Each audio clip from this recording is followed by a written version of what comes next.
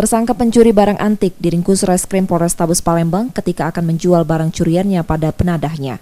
Pencurian ini terungkap setelah polisi mempelajari identitas tersangka lewat rekaman kamera pengintai atau CCTV. Dari tersangka, polisi menyita barang antik berupa keramik senilai 1,2 miliar rupiah. Polisi menerangkan dari pemeriksaan tersangka, mereka mengaku sudah puluhan kali melakukan pencurian khusus barang antik yang memiliki nilai tinggi dengan merusak jendela rumah dan pintu korban menggunakan linggis. Ada rumah kosong yang didatangi oleh mereka.